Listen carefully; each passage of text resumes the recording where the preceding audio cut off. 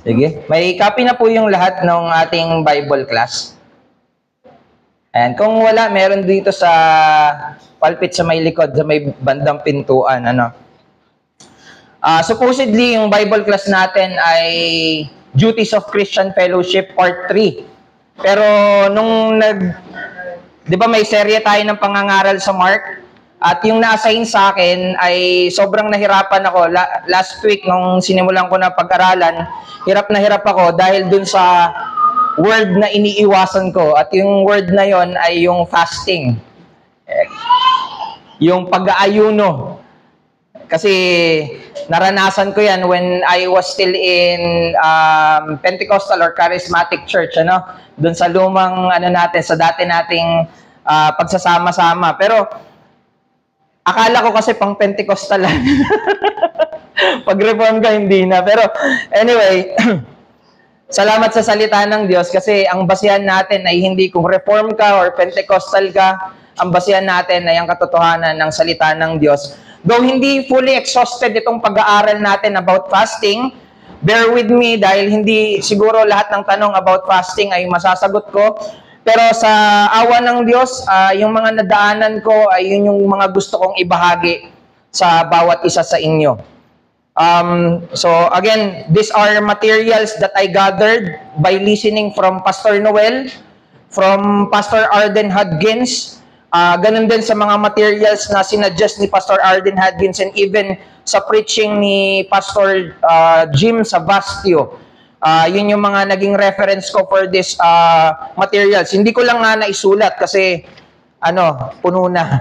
So, anyway, sabi ni Jay Adams, isa sa mga author, mostly familiar sa mga counseling, etc., yung mga book niya, meron din for family worship. Sabi niya, discipline is a path to godliness.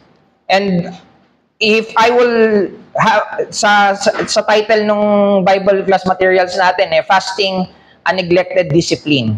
Isa sa mga napabayaan na mga disiplina na dapat kinukultivate natin if our goal is godliness. Kung gusto natin na ang layunin natin ay maging makadiyos, ito ay isa sa mga disiplina na maging malaki ang magiging tulong sa atin. So, I have there yung 4 na questions na sasagutin natin ngayong umaga. What is fasting? Yun yung una. And then, ano yung mga misconceptions patungkol sa pag-aayuno? At ano yung mga proper occasions for fasting? Siguro padadaanan ko lang tong proper occasion for fasting kasi nilagay ko lang din dyan yung mga reference at ano yung mga instances na nag-aayuno sa Bible from the Old Testament and to the New Testament. So, lastly, titignan natin bakit yung pagpa-fasting ay napapabayaan sa mga iglesia ngayon. At least, marami ang hindi natin nakikitang nagsasagawa nito. Marami ang nakikita natin na hindi nangangaral patungkol dito. So, we will see. I also even use pala yung spiritual disciplines for the Christian life ni Donald Whitney. Merong specific chapter dyan for fasting. Though hindi lahat talaga nailagay ko dito eh. So, siguro, pag-usapan lang muna natin yung mga tanong. So, may 4 na tanong, sagutin natin isa-isa. So, what is fasting? Ano nga ba yung pag-aayuno? Yung pinagmulan niyan, based on the Jewish scholar interpretation nila doon sa batas ni Moises, na kinuman sa kanila on the book of Leviticus. So, merong specific chapter doon, Leviticus 16, kung saan pinakita yung anong gagawin nyo for Day of Atonement o yung tinatawag nila na Yom Kippur, yung Day of Atonement. Sabi doon, bandang dulo to ng chapter 16, sabi niya sa verse 29, "And it shall be a statute to you forever that in the 7th month, on the 10th day of the month, you shall afflict yourselves." Parang ang pangit, kapag in-interpret kagad natin, "You shall afflict yourselves, and shall do not work either the native or the stranger who sojourns among you, for on this day shall atonement be made for you to cleanse you." You shall be clean before the Lord from all your sins. It is a Sabbath of solemn rest to you, and you shall afflict yourselves. Inulit na naman yung afflict yourselves. Dahil ito yung meaning ng fasting. Afflict yourselves. Hindi ko alam kung dito rin kinuha yung penance. Yung paniniwala ng mga Roman Catholic about doctrine of penance. Di ba yung penance kapag penitensya, kaya sasaktan nila yung sarili nila. Hindi ko alam kung galing dito. Kasi yung afflict, di ba, pahirapan yung sarili. Pag ano lang, plain interpretation. Pero tandaan natin, yung mga Hebrew word ay merong iba't ibang mga meaning, depende sa usage. Kaya dito, pag inanalyze natin siya, yung salitang afflict, in a Hebrew word, ang pinanggalingan niyan ay ana. Nang ibig sabihin ay oppress, other side oppress, pahirapan, and the other side or other meaning is humble, magpakumbaba, magpakababa. Samantalang yung salitang self or soul ay ginagamit na yung galing sa salitang nephesh na ang ibig sabihin ay buhay, creature, person, or desire, hangarin. Pero kapag ginamit yung Old Hebrew, ang ibig sabihin niyan ay lalamunan or appetite. Pag ano yan, di ba? Yung ganang kumain, pag appetite ang pinag-uusapan. So yung mga Jewish scholar, ang interpretation nila dito ng afflict yourself ay hindi saktan yung sarili, kundi magpakababa, parang humble your throat. So ibig sabihin nun, abstain from eating food. At simula nun, ang ginagawa nila when they fast ay hindi kumakain ng pagkain. No? At alam natin yan dahil ang Panginoong Hesukristo mismo ay hindi kumain. Di ba? Sa Matthew 4, nung nag 40 days and 40 nights na fasting siya, hindi siya kumain. Again, hindi sinabi na hindi siya uminom. Kasi sabi doon na nagutom lang siya. So, merong assumption na siya ay umiinom pa rin ng tubig. So, napakahirap nga naman nun. Pero meron kasing tinatawag na supernatural fast, kagaya nung kay Moises, na 40 days din siya sa bundok, na tapos sinabi niya doon na nagutom siya at nauhaw. So parang ang interpretation ng mga scholar doon, walang, talaga, supernatural fast, na hindi magagawa yun ng tao kung wala yung supernatural interceding ng Diyos. So kaya niya nakaya yun ay dahil nandun yung pagkilos ng Diyos. Merong mga gumawa niyan nag-fasting, nasa kalagitnaan pa lang patay na. Patay na. Ginaya nila without understanding kung ano yung ginagawa nila. Delikado to.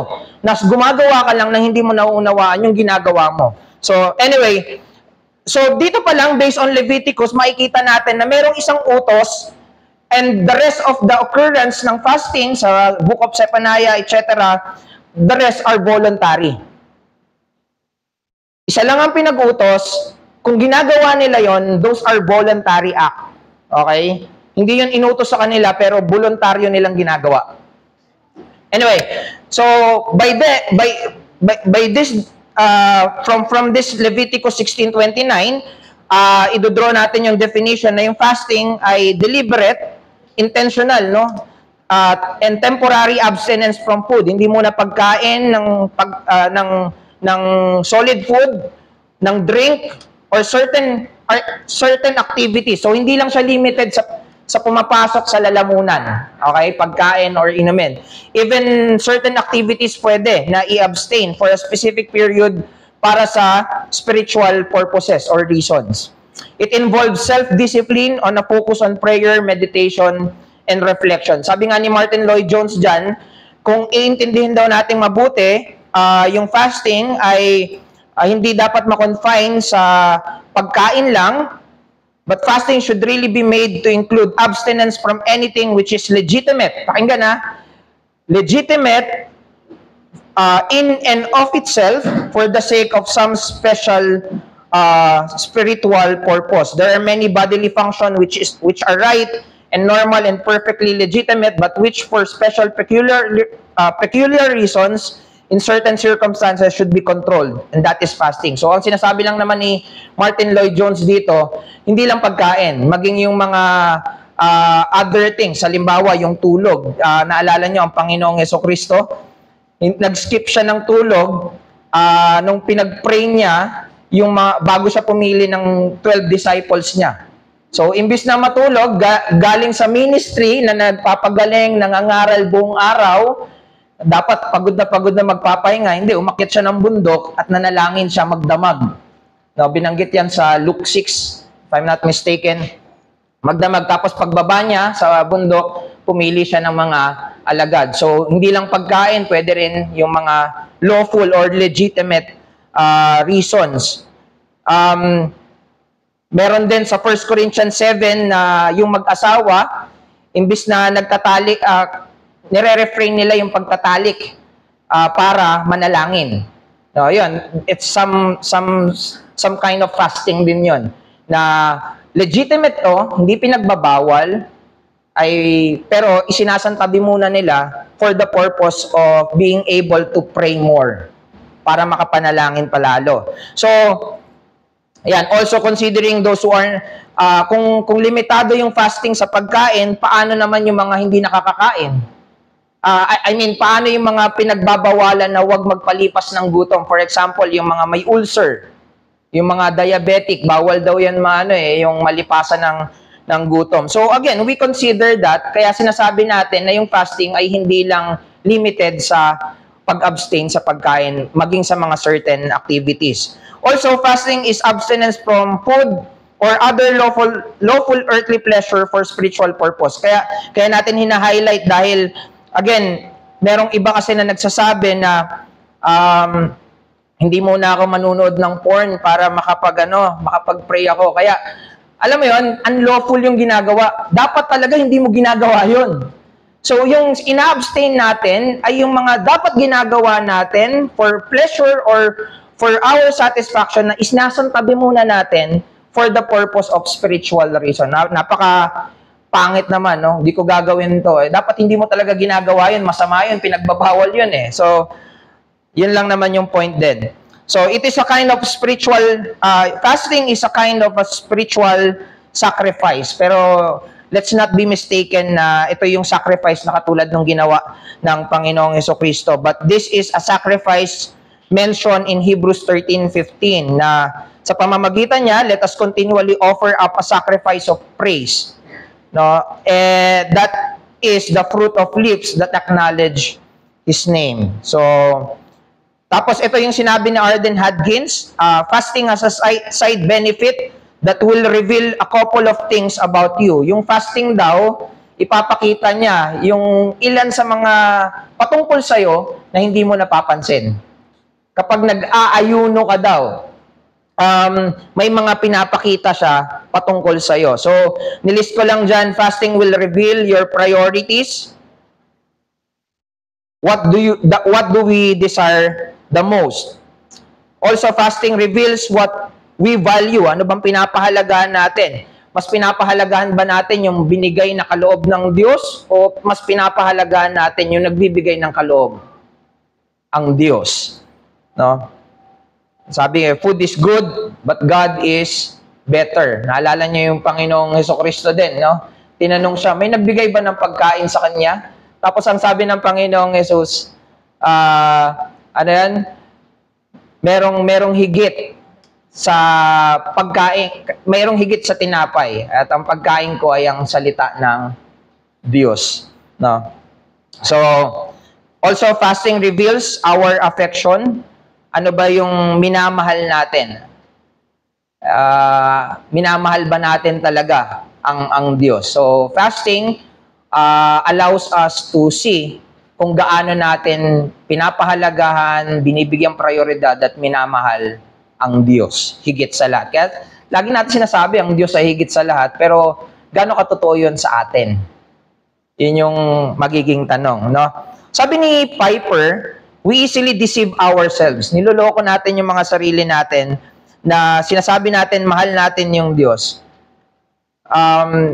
Niloloko natin unless love is frequently put to the test. Ngayon, di ba? Ang daling sabihin na mahal kita, mahal kita, mahal kita.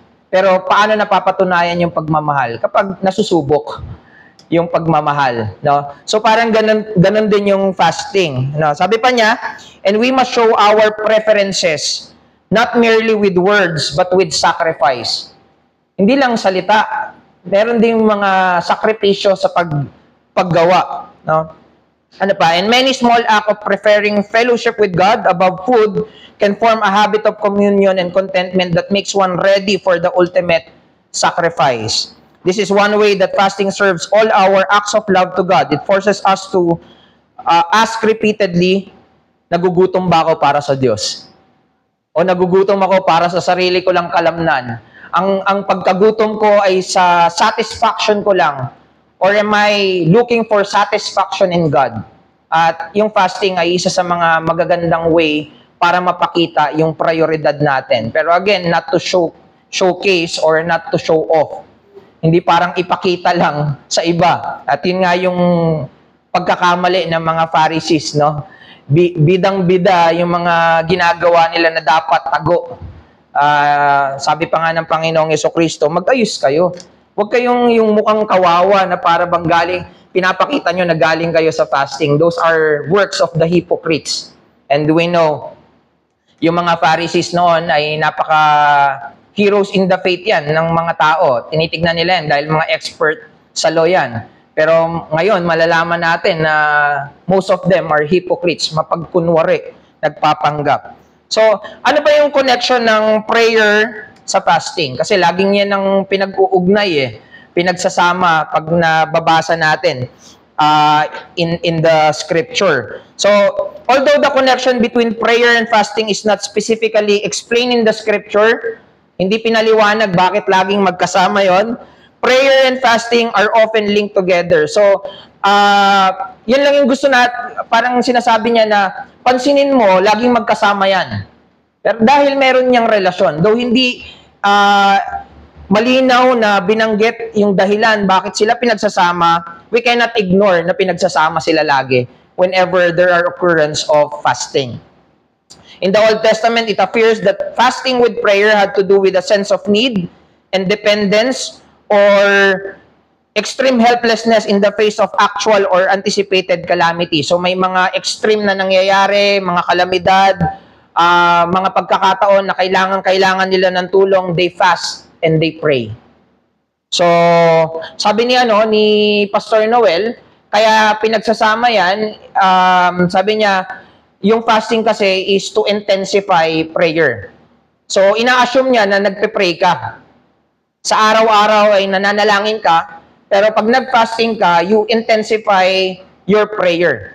Mas pinag-iigting mo yung pananalangin. So, halimbawa, imbis nakakain ka, ide-devote mo yung time na yon sa pananalangin. Kaya hindi tamang tawagin yung sinasabi nila na intermittent fasting. Yung sinasabi nila, intermittent fasting ako. Bakit? Yung fasting is for the purpose of spiritual, reason So, pag sinasabi mo na hindi ka kumain, nag-skip ka lang ng pagkain. Hindi yun fasting if you will not devote that time to prayer or spiritual purposes. Sabi nila, fasting yun. Kaya kahit hindi Kristiyano, marunong mag-fast. Tandaan natin, ang pagpa-fast ay dapat rooted sa relasyon mo kay Kristo. Kaya yung fasting na ginagawa ng iba, for example, pag Ramadan, alam natin, ang tawag doon ay pag-aayuno. Pero is that biblical? Anong ginagawa nila? Again, it should start with Christ. It should start, kasi wala namang ibang daan patungo sa Diyos. So, anong ginagawa nila? Para sa Diyos o hindi sa Diyos? So, kung hindi ka magsisimula kay Kristo, yung ginagawa mo, hindi para sa Diyos. So, if you want your fasting to be a godly fasting or biblical fasting, it needs to start with Christ. So, prayer is, ito yung parang pinakamadaling paliwanag, bakit pinagko-connecta yung prayer and fasting.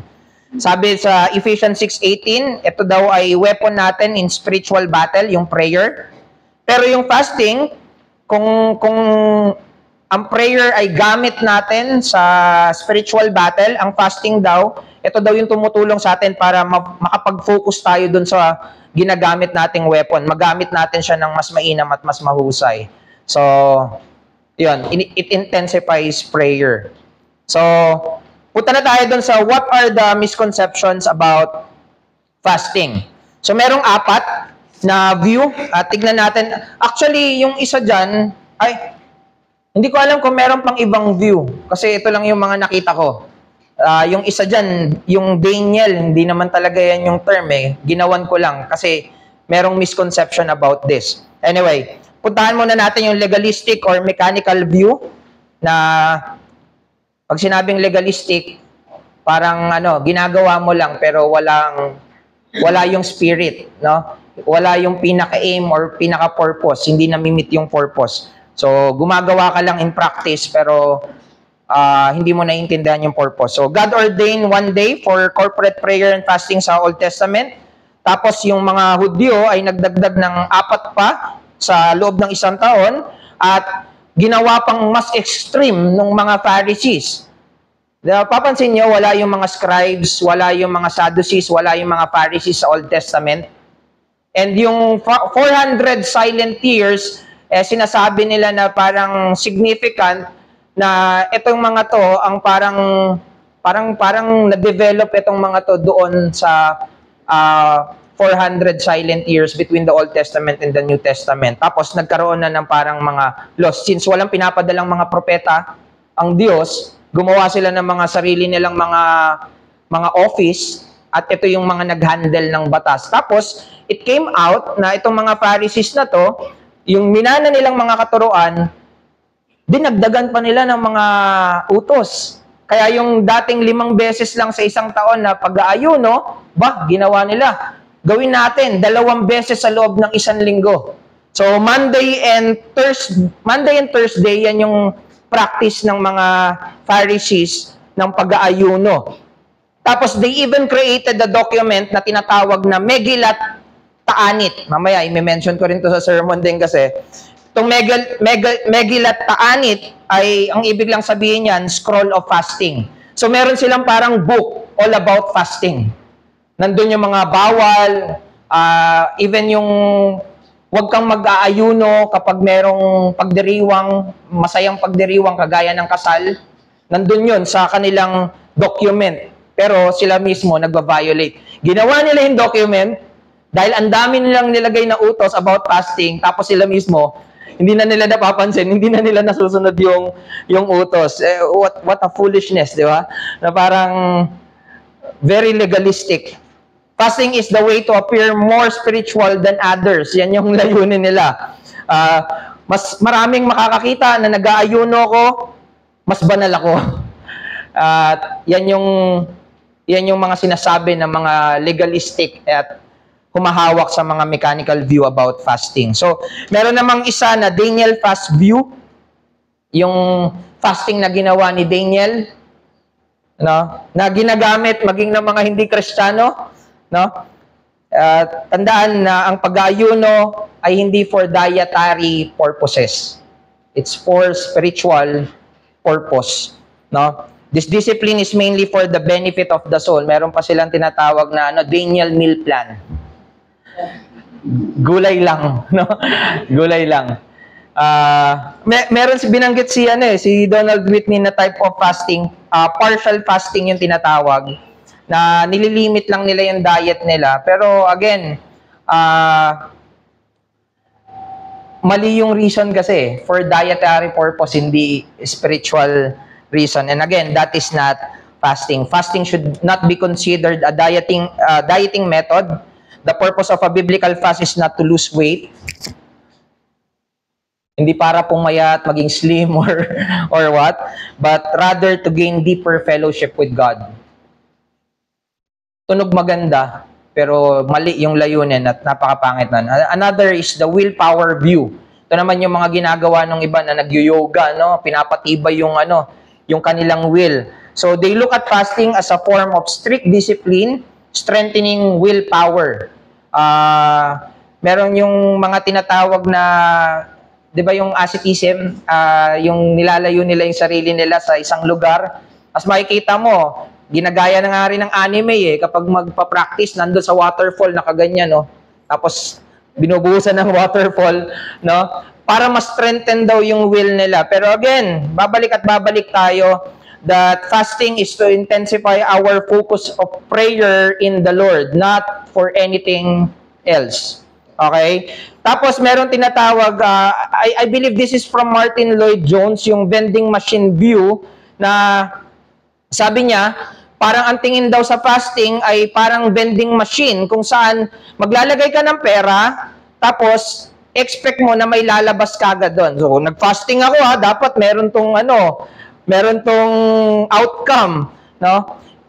Because if I do this, then I should get that. Yan yung line, yan yung sinasabi na, dahil ginawa ko to, dapat makuha ko yan. So, isipin mo kung ganun, no? Ang daming i-abuse yung fasting. Naalala ko tuloy yung iba na, pag merong gusto, may ginagawang, parang makadiyos, magsisimba ako kasi may gusto. O kaya mananalangin ako kasi merong gusto. Ganun din sa fasting. Gagawin ko to kasi meron silang pansarili na gustong i-achieve. Let's remember na fasting is not a way to make God do what we want. Hindi natin ginagamit yung pag-aayuno para gawin ng Diyos kung ano yung gusto natin. Fasting should change us, not God. Ang pag-aayuno ay dapat binabago tayo at hindi tayo yung binabago natin yung Diyos kapag nag-aayuno tayo. Fasting is not a tool for manipulating and controlling the sovereign God and His blessing. Huwag mong isipin na pag ginawa mo to kaya mong kontrolin ng Diyos at imanipula ang Diyos. Actually, yan din yung purpose ng sa prayer Again, fasting is an intensified prayer. So, ito mabilis lang na tanong, what is the proper occasion for fasting? So, merong dalawang type ng fasting, merong individual or private fasting, and meron ding corporate fasting. Sa book ni Donald Whitney, marami pa siyang type of fasting. Siguro daanan ko lang ng mabilis. Merong tinatawag na normal fast, kung saan mag-skip ka ng pagkain, pero pwede kang uminom. Meron tinatawag na partial fast, yung pagkain mo naman, selected lang, hindi lahat. Pero kumakain ka at umiinom ka. Meron din tinatawag na absolute fast, kung saan maging yung pagkain at inumin ay iiwasan mo. Tapos, yung supernatural fast na binanggit ko kanina na ginawa ni Moises. Meron ding private fast o itong dadaanan natin, saka congregational fast, at meron ding national fast. Ibig sabihin, buong bansa magfa-fasting. No? Again, that's only possible kapag ang kanilang relihiyon ay one with their state. No? Hindi mo naman pwede sabihin yan sa iba't iba yung paniniwala sa isang bansa, no? Tapos merong occasional fast and regular fast. Anyway, dinaanan ko lang para pakita nyo. Hindi ko rin alam yung iba pero hindi ko alam kung meron pa. Pero let me focus dun sa individual fasting at corporate fasting. Ano yung mga ginagawa nila whenever they do this? Pag individual fasting, ginagawa nila to demonstrate their satisfaction in God.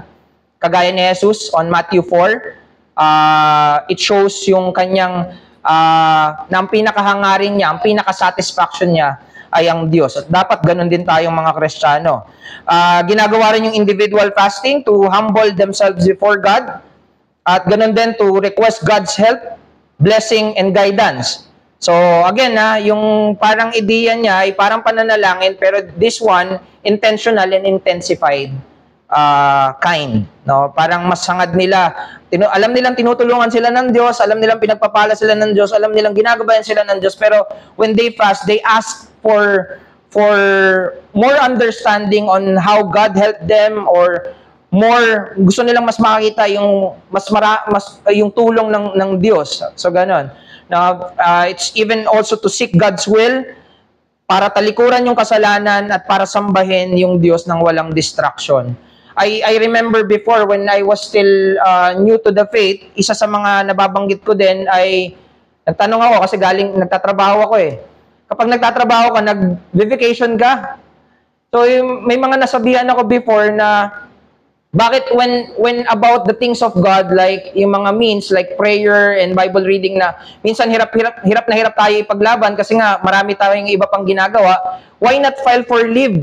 Mag-vacation leave ka for the purpose of magkaroon ka ng concentration on Bible reading or prayer, or you just makikita mo na minsan ang pinaglalaanan natin ay mga pansarili at hindi talaga yung mga gusto ng Diyos para sa atin talaga. Though again, hindi ko sinasabi na masama yung mga bagay na yon, but when was the last time that you really give time intentionally na itong araw na to, walang gagalaw nito, sa Diyos ko to.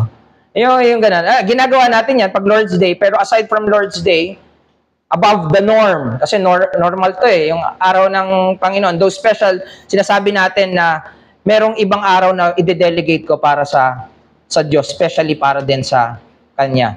Yung sense nga ng vacation leave. So, corporate fasting, ito na yung parang iglesia, no? Kapag merong mga kalamidad or personal or national concern, na very serious concern. Tapos, in times of earnest seeking of God's wisdom and direction, to seek special guidance, protection, and deliverance, especially when we see danger ahead. Yung sa wisdom and direction, hindi silent yung ating dyan. Nagsisecond yung natin dyan, yung LBCF confession. No, yung fasting, whenever the church choose a minister or a deacon sa iglesia, ang sinabi doon ko lang nakita yun, nung nabanggit mo, na nagpa-fast yung iglesia para doon sa itatalagang pastor o kaya diakono.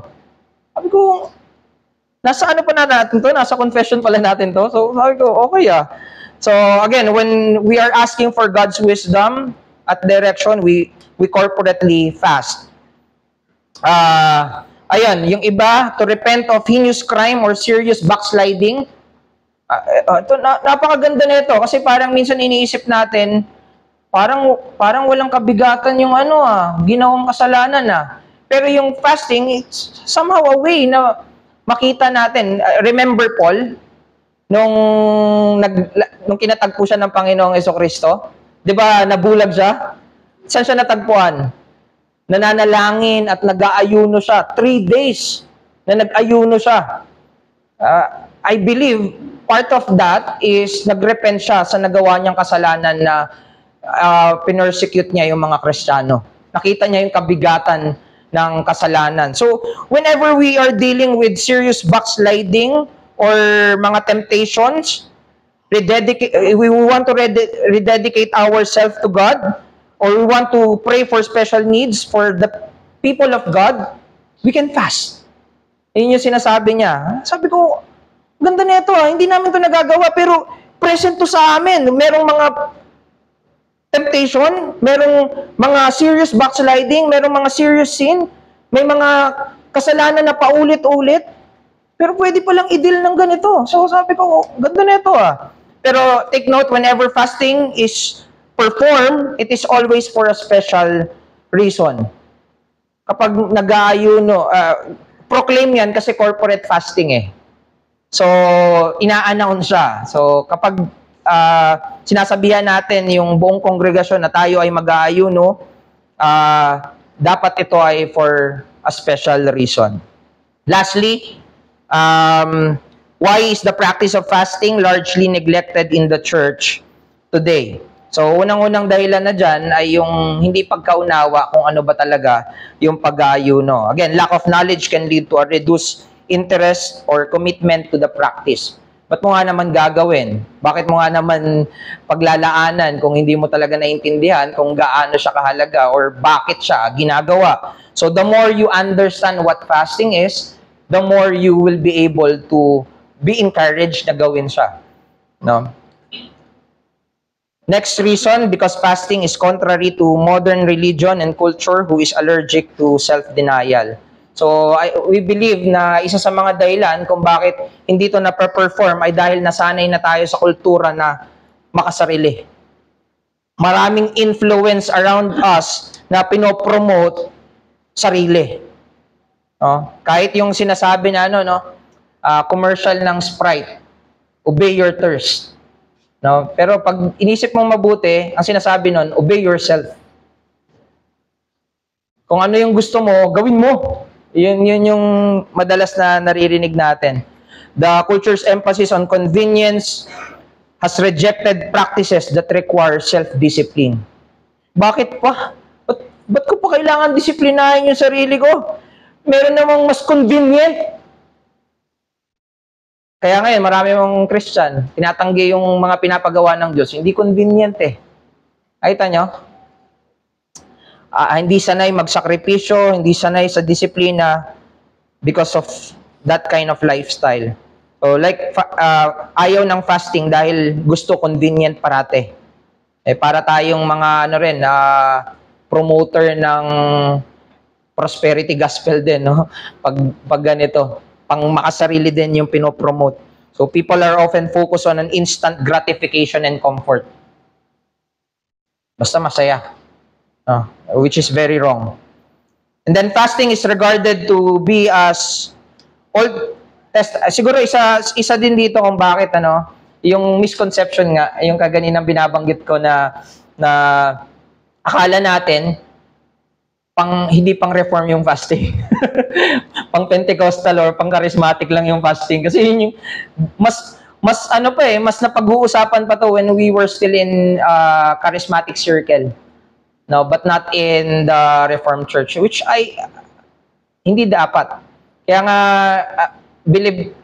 humahanga ako dun sa mga mangangaral na pinapangaral pa rin to, like yung Pastor Noel, Pastor Arden, and Pastor Jim Savastio. Pero thank God kasi nasa salita to ng Diyos at pwede nating pag-usapan. So, pangatlo dyan, fasting is regarded to be as Old Testament practice and not meant for New Testament believer. So, sinasabi nila pang Old Testament lang yan, hindi na yan pang New Testament, which we highly doubt kasi nakikita natin na mayroong mga nagpa-fasting na mga New Testament believer. So, tinitignan nila yung fasting na parang old-fashioned at irrelevant na sa atin. Hindi na applicable sa mga bagong tipan ng mga Kristiyano. The church in Antioch is fasting.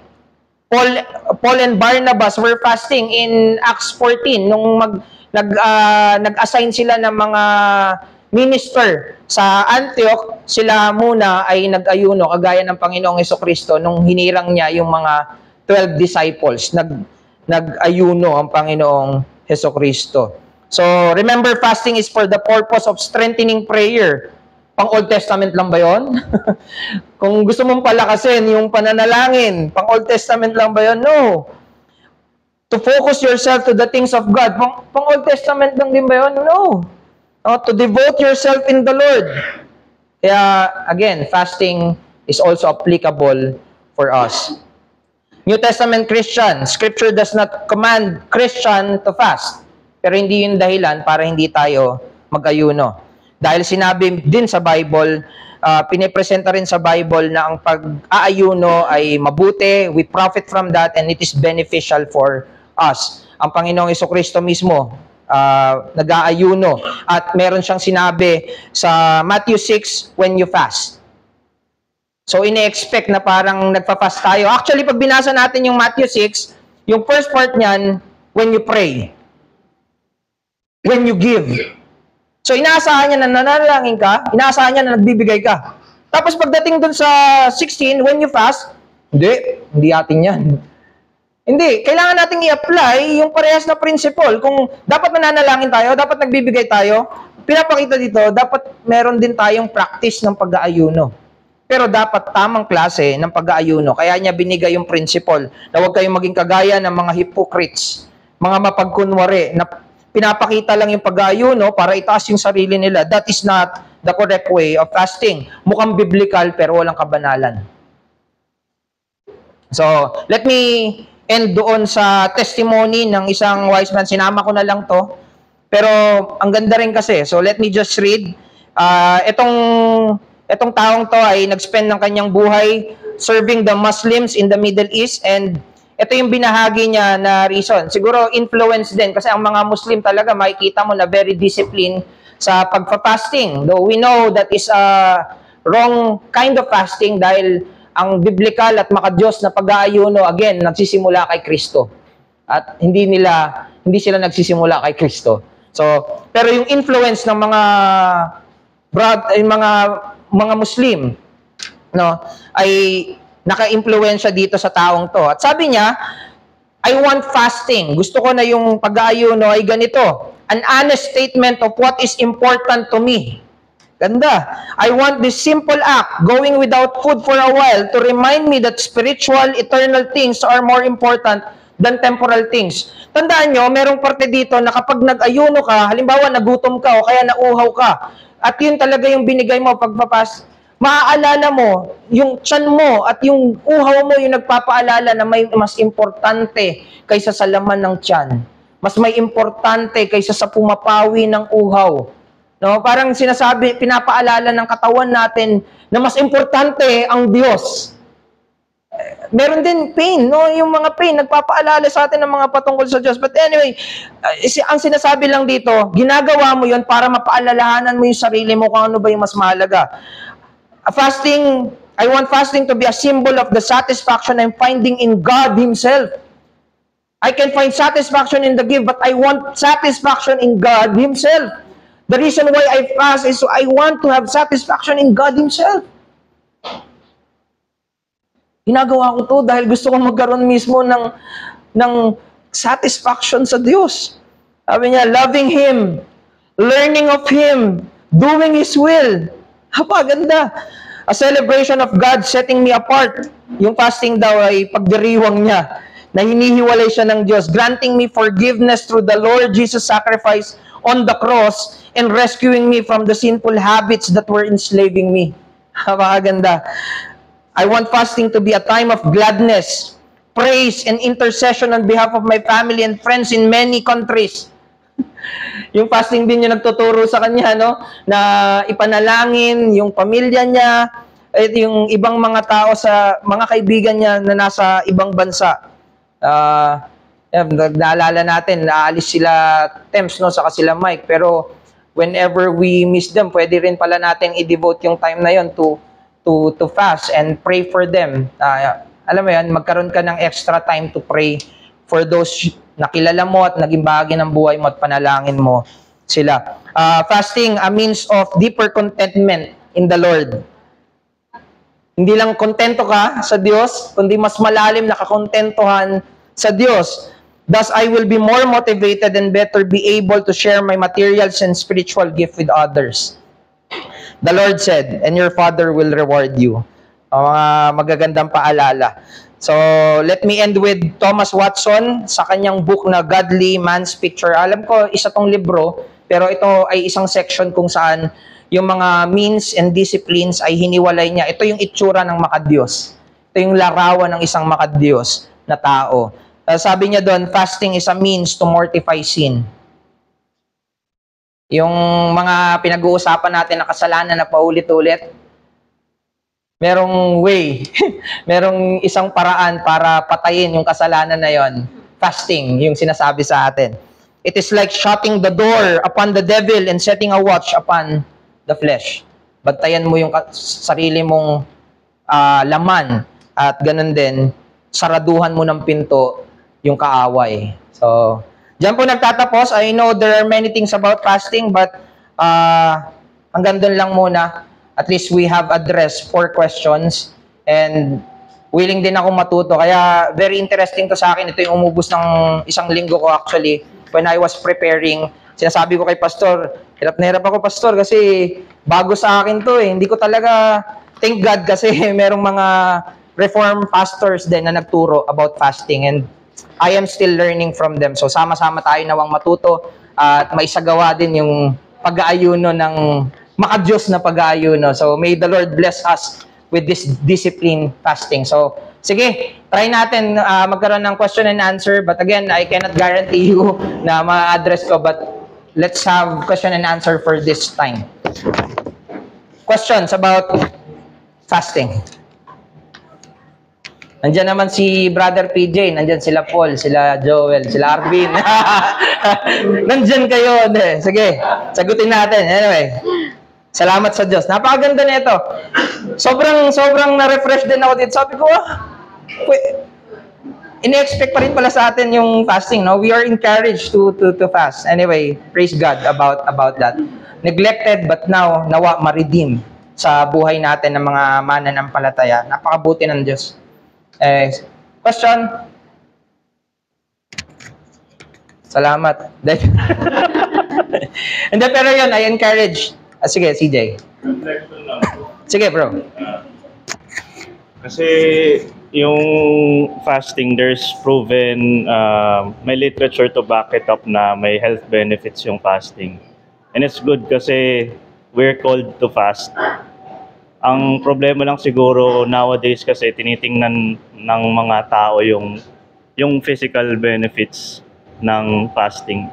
Hindi na kalimutan na or nabaon na yung spiritual benefits, yung ano talaga, yung disenyo talaga bakit may fasting. Kasi feeling ko yung sa understanding ko yung health benefits parang bonus na lang yun eh. Bonus na lang na may health benefits eh. Pero yung spiritual, yun talaga yung kung bakit tayo tinatawag mag-fast. Yun lang po. Pero di pa ako nag-fast, so. Pero doon mo makita na mabuti yung Diyos na nag-utos. Mabuti yung Diyos na sinasabi na ito ay disiplina. Again, uulitin ko yung sinabi ni Jay Adams. Discipline is a path to godliness. And we do that. Fasting is a discipline na we should do if we want or if our goal is godliness. I am really encouraged sa sinabi ni Jay Adams. Kaya tumatak talaga siya sa akin. So, salamat doon. Yes, mayroong mga benefit, but our focus is yung spiritual benefit din natin when we do that. So, kung merong physical benefit na kaasam-asam, mas asamin natin yung spiritual benefit na meron yung fasting. So,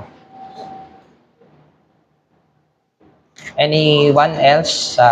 Or dagdag, realization. Ako, dami ko rin ano eh. Sige, bro. Question yan, realization. Ano lang po, parang additional lang. Ayun, thank you.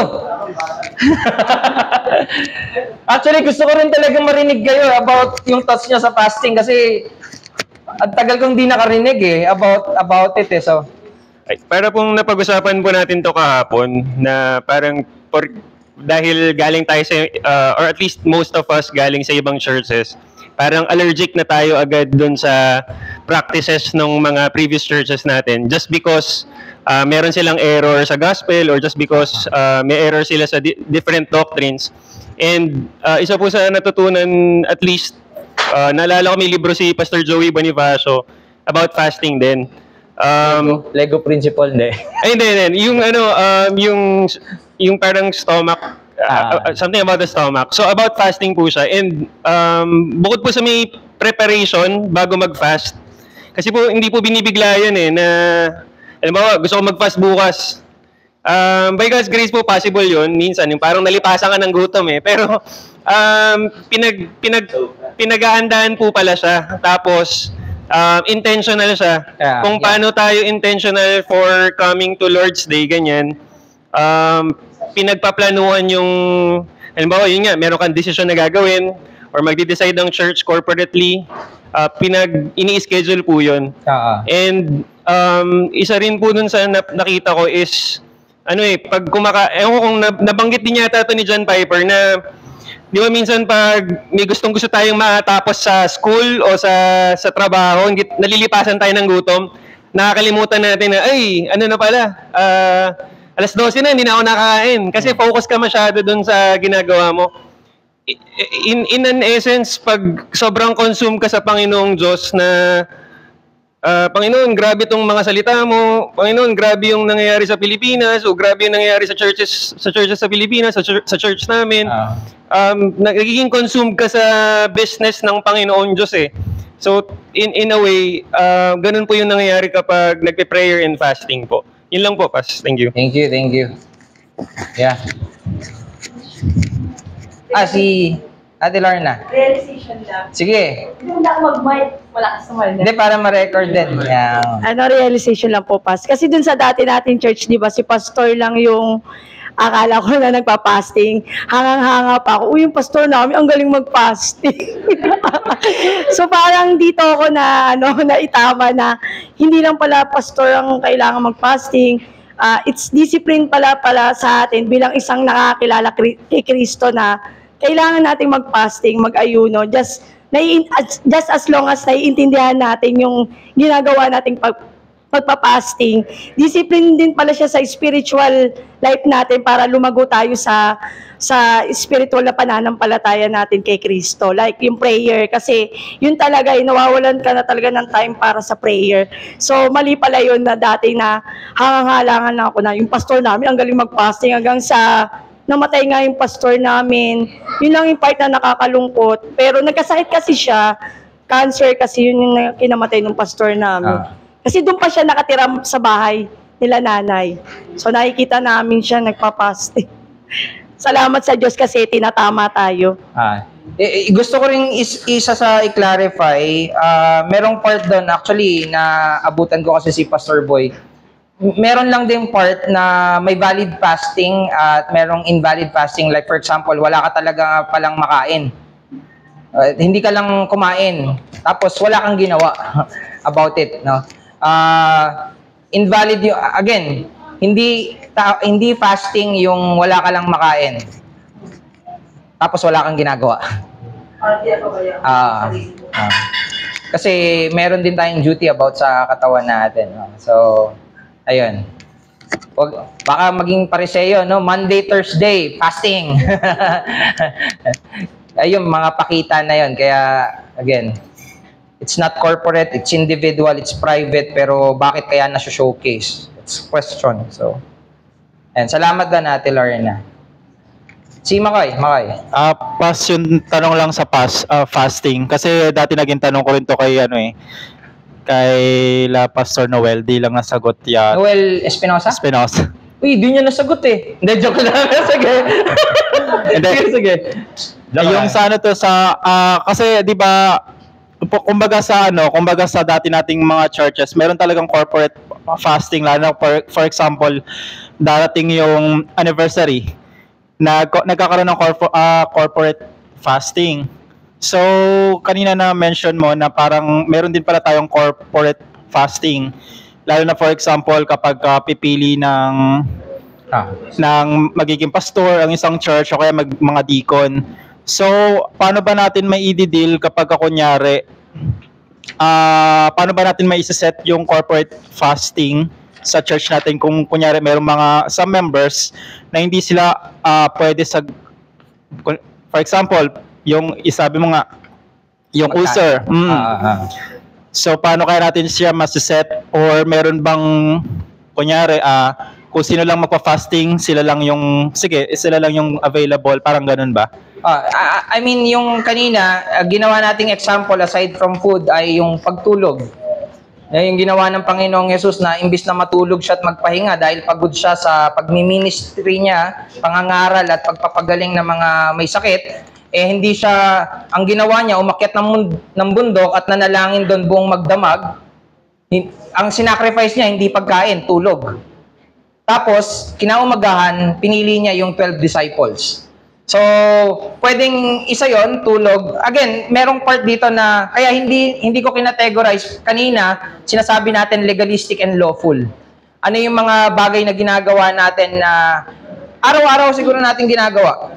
For example, yun nga, tulog, for our benefit. Tapos yun yung hindi natin, i-skip natin yon for the purpose na ma-intensify natin yung prayer. So, hindi ko na gagawa to at ang ginagawa ko ay, halimbawa, nagsisiesta ako. Tulog lang kasi yung naiisip ko ngayon eh. Kasi yun yung kulang ako eh. Siesta, yun. Hindi ako magsisiesta. Gagamitin ko yung oras na yan sa pananalangin. So, yun. Pwede rin yung, halimbawa, may time kayo, tapos i-encourage mo yung family mo to, ito yung naisip ko ngayon. For example, family worship, mayroon kayong mga na-schedule na ganun. Or meron pa kayong special time. Halimbawa, ako, may time ako with the kids. Pwede kong sabihin yung bata na, wag muna yung normal na ginagawa natin, gawin natin, manalangin tayo for now. So, yun. In a way, fasting siya. Kasi on top of your regular prayer, naglalaan ka ng iba pang oras para madagdagan or makapanalangin ka pa more. So, yun. May ano ka doon?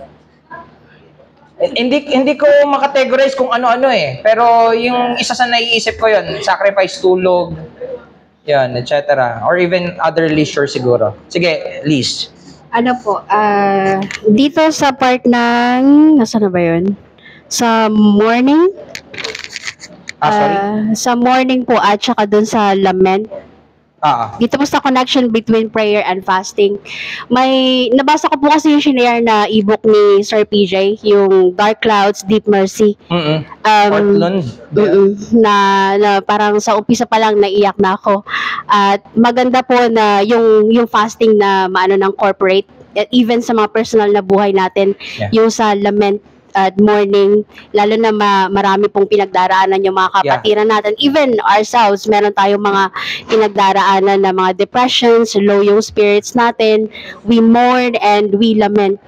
At nabasa ko po dun sa book na yun na lament is ano, parang iniiwasan mo na it's a song that you don't want to sing, na siguro yung iba na master na nila on how to sing it, on how to do it, pero yung iba po hindi nila alam kung paano mag-join in singing, in lamenting, in mourning sa ibang tower, even sa mga brethren natin.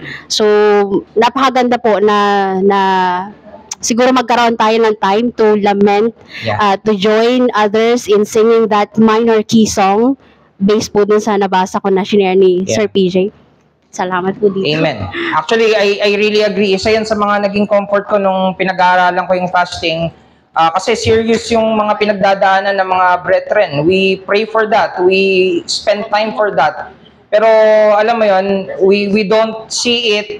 Parang yung ginagawa natin, we see it on our way. Parang diskarte natin. But now we see na merong kaparaanan yung Diyos na dapat natin gawin. So for example, when we do that, we do it by fasting, corporate fasting. Yeah, I agree with that. Yun nga lang, di ba kasi before, hindi talaga natin naririnig na, yun na-announce. Parang naririnig lang natin yung announcement ng fasting nung nasa charismatic or Pentecostal ano pa tayo, but not on the Reformed Circle. But salamat sa Diyos, no? For 5 years, pwede natin itong gawin. Magkaroon ng intentional corporate fasting. Again, maganda siya. At tingin ko, this would benefit the whole church. Lalo na kung nakikita natin serious yung issue. Di ba? It calls us for a serious action as well.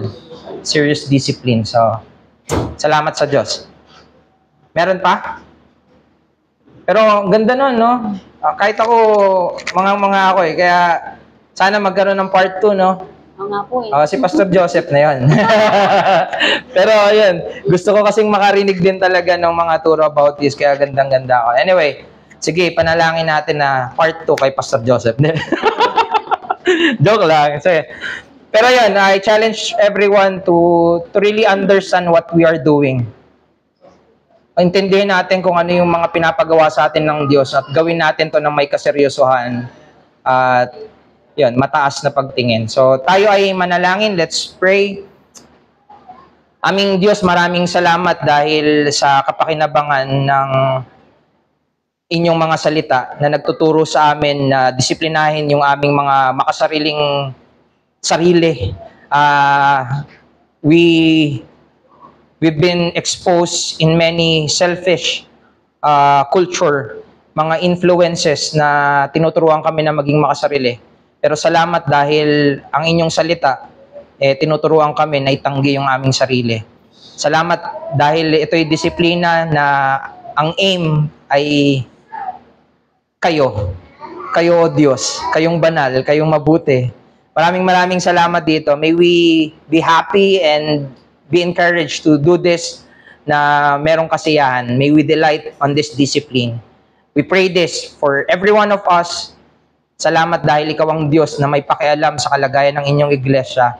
Meron kang mga disiplina na ibinibigay na pwede namin gawin para makita namin yung inyong pagkilos at pag-iingat sa iglesia. Salamat po sa kabutihang ito. Salamat po sa pangalan ng Panginoong Jesucristo. Amen.